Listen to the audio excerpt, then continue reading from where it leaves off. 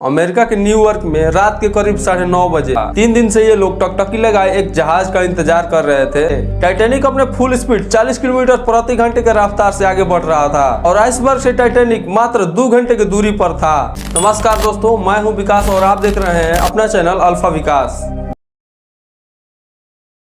बिना इस बात का परवाह किए कि अभी वो जिस रास्ते में जा रहा है उसके सामने एक बहुत बड़ा आइसबर्ग का पहाड़ मौजूद है। रात के करीब 11:30 बज चुके थे और अब टाइटैनिक आइसबर्ग से महज 6 किलोमीटर दूरी पर था और जिस रफ्तार से टाइटैनिक चल रहा था उस रफ्तार से केवल 10 मिनट में आइसबर्ग के पास पहुंचने वाला था। रात के 11:39 पर क्रूज नेस्ट में बैठे पॉड्रिक क्लिक को दिखाई देता है कि सामने एक आइसबर्ग है। उसने बिना देरी किए घंटी को 3 बार बजाया और तुरंत ब्रिज पर मौजूद ऑफिसर को फोन करके बताता है कि सामने एक आइसबर्ग है, जल्दी से जहाज को लेफ्ट साइड में मोड़ो। ब्रिज पर मौजूद फर्स्ट ऑफिसर विलियम ने जैसे ही इस चेतावनी को सुना उसने तुरंत एक्शन लेते हुए जहाज को रोकने के लिए फुल स्पीड में रिवर्स को इंजन को चालू कर दिया और जहाज को तेजी से लेफ्ट साइड की ओर मोड़ दिया। लेकिन अब बहुत देर हो चुकी थी। जहाज की रफ्तार इतनी ज्यादा थी कि इतनी कम समय में रिवर्स इंजन चालू करने के बाद भी उसे रोका नहीं जा सकता था और जहाज इतना बड़ा था कि कम डिस्टेंस में एकदम इसको नहीं मोड़ा जा सकता था। काफी हद तक टाइटैनिक के रास्ते मोड़ दिए गए, लेकिन फिर भी रात को करीब 11:40 पर टाइटैनिक का आगे का राइट वाला हिस्सा बर्फ की चट्टान से टकरा जाता है। ये टकराव इतना जोर से हुआ कि जहाज पर मौजूद सभी यात्रियों को हिला कर रख दिया।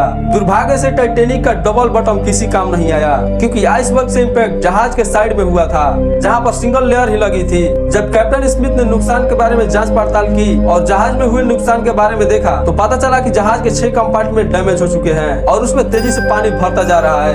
ये देखकर कैप्टन स्मिथ शॉक हो जाते हैं क्योंकि जहाज केवल 4 कंपार्टमेंट के भरने तक ही तैर सकता था, लेकिन 6 कंपार्टमेंट में पानी भरने का मतलब है कि जिस जहाज को अभी तक अनसिंकेबल यानी कभी न डूबने वाला जहाज बोला जाता था वो अब डूब जाएगा। टकराव के अब तक 20 मिनट बीत चुके थे और रात को 12 बजे कैप्टन स्मिथ ने क्रू को स्ट्रेस सिग्नल भेजने के लिए कहा ताकि आसपास मौजूद कोई जहाज उन्हें बचाने के लिए आ जाए और वायरलेस ऑपरेटर जैक फिलिप्स लगातार डिस्ट्रेस सिग्नल भेजने में जुट गए। लेकिन दुर्भाग्यवश आसपास कोई जहाज ऐसा नहीं था जो टाइटैनिक द्वारा भेजे जा रहे डिस्ट्रेस सिग्नल को पकड़ पाए। 6 कंपार्टमेंट में पानी भर चुके थे और पानी अब डेक के ऊपर से बहने लगा। कैप्टन स्मिथ लाइफ बोट को समुद्र में उतारने का आदेश देते हैं और सभी लाइफ बोट को बाहर निकाला जाने लगा। दुर्भाग्यवश उस समय टाइटैनिक पर केवल 20 ही लाइफ बोट मौजूद थे। एक लाइफ बोट की क्षमता केवल 65 लोगों की ही थी। 20 लाइफ बोट के द्वारा केवल 1200 लोगों को ही बचाया जा सकता था और जहाज पर 2200 से भी अधिक ज्यादा लोग मौजूद थे। हड़बड़ी में शुरुआत में जो लाइफ बोट उतारी जा रही थी उसमें केवल 27 से 28 लोगों को ही भेजा जा रहा था और लाइफ बोट को केवल आधा ही भरा जा रहा था। प्रोटोकॉल ये था कि औरत और बच्चों को पहले लाइफ बोट्स में भेजा जाएगा। जहाज पर कुछ ऐसे भी लोग थे जो ये मान ही नहीं रहे थे कि ये जहाज कभी डूब सकता है और वो एकदम रिलैक्स थे। इधर जैक फिलिप्स लगातार डिस्ट्रेस सिग्नल भेजे जा रहे थे और सौभाग्य से इनका डिस्ट्रेस सिग्नल पास में मौजूद एक जहाज कार्पेथिया को मिलता है और 12:30 पर कार्पेथिया जहाज से संदेश आता है कि वो टाइटैनिक पर मौजूद लोगों को बचाने आ रहे हैं। लेकिन बदकिस्मत यह थी कि कार्पेथिया जहाज टाइटैनिक से करीब 107 किलोमीटर दूर था और कार्पेथिया अपने फुल स्पीड पर भी चलता तभी कार्पेथिया को टाइटैनिक तक पहुंचने में 4 घंटों का समय लगने वाला था। अब सवाल यह था कि क्या 4 घंटों में टाइटैनिक सर्वाइव कर पाएगा।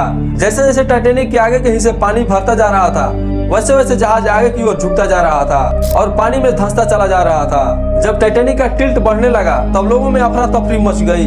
अब सबको समझ आ चुका था कि टाइटैनिक अब डूब जाएगा और सब लोग अपनी अपनी जान बचाने के लिए लाइफ बोट में चढ़ने के लिए अपनी अपनी जगह बनाने की कोशिश करने लगे। लाइफ बोट में फर्स्ट क्लास के लोगों को बचाने का ज्यादा फोर्स दिया जा रहा था और 1:50 पर जब जहाज की आखिरी लाइफ बोट को उतारा गया उसके बाद भी जहाज पर 1500 से भी अधिक लोग मौजूद थे।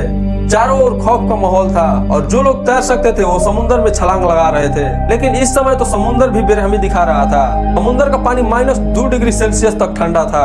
इतने ठंड पानी में कोई भी व्यक्ति ज्यादा से ज्यादा 15 से 20 मिनट तक ही जिंदा रह सकता था। कुछ लोगों ने मौत को स्वीकार भी कर लिया और वो मौत को गले लगाने के लिए तैयार थे। टाइटैनिक में पानी की रफ्तार बढ़ती जा रही थी और टाइटैनिक बहुत तेजी से डूबने लगा। टाइटैनिक का आगे का भाग पूरी तरह से पानी में अंदर घुस चुका था और पिछला वाला हिस्सा पानी के ऊपर उठने लगा। अब जहाज के कप्तान स्मिथ ने अपने क्रू को बोल दिया कि अपनी अपनी जान बचाओ, लेकिन जैक फिलिप्स अपने जान का परवाह किए बिना डिस्ट्रेस सिग्नल भेजने में जुटे हुए थे। जब तक जहाज पर इलेक्ट्रिसिटी थी तब तक उनकी मदद करने आ रही इकलौती शिप कार्पेथिया का संपर्क बनाए हुए थे। जब जहाज का आगे का भाग पूरी तरह से पानी के अंदर धंस चुका था तो शॉर्ट सर्किट की वजह से जहाज पर पूरा अंधेरा छा गया। अटलांटिक ओशियन लोगों को चीखों से गूंज रहा था। जहाज का पिछला भाग पूरी तरह से हवा में खड़ा था और दबाव इतना ज्यादा बढ़ गया कि टाइटैनिक के 2 भागों में टूट गया। और रात को 2:20 पर RSM टाइटैनिक देखते ही देखते अटलांटिक महासागर के गोद में समा गया। कभी न डूबने वाला जहाज महज 2:40 में समुद्र के गहराई में चला गया।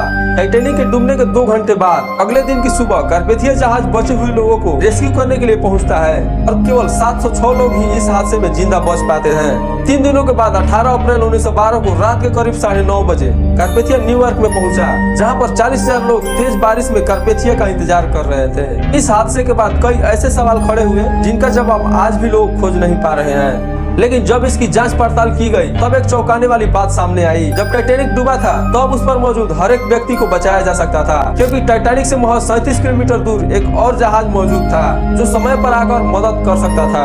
ये वही SS कॉलिफोर्निया जहाज था जिसने आखिरी बार टाइटैनिक को आइसबर्ग होने का चेतावनी दिया था। लेकिन ऐसी क्या वजह थी कि SS कॉलिफोर्निया जहाज टाइटैनिक की मदद करने के लिए नहीं गया?